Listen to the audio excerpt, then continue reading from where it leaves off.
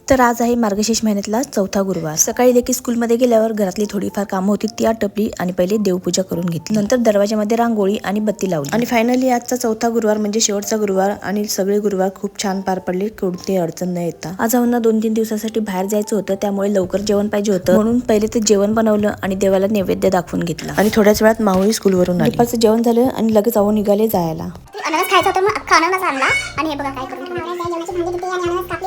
दुपारचा हा पसारा आवरला आणि संध्याकाळची तयारी करायला घेतली। आज शेवटचा गुरुवार म्हणून हळदी कुंकू होतं, देवाची पूजा केली, पोथी वाचली आणि थोड्याच वेळाने सगळ्या लेडीज यायला सुरुवातही झाली। सगळ्यांना हळदी कुंकू दिलं, माझ्याबरोबर लेकीने माझी मदत केली। रात्री लेकी झोपल्यावर फाटलेल्या कपड्यांना शिलाई मारायला घेतली, पण मशीनच बिघडली। साफ करून तेल टाकलं पण चालू होत नाही, म्हणून तशीच ठेवली आणि पहिले झोपून, कारण सकाळी लवकर उठून निघायचंही होतं। सकाळी लवकर आंघोळ करून पहिले ते देवाचं उद्यापन केलं आणि सर्व वस्तू उचलून ठेवल्या। त्यानंतर नाश्ता बनवला, तोपर्यंत दीदीची तयारी आणि आमचा सँटाही तयार झालेला होता। थोडा उशीर झालेला, पण सँटाला टीचरचा हवाला केला आणि आम्ही उन्हात जाऊन, कारण थंड हवा सुटलेली होती आणि गारही खूप लागत होते। 1-पाऊण तासातच प्रोग्रामलाही सुरुवात झाली। जवळजवळ 2-2.5 तास प्रोग्राम चालू होता।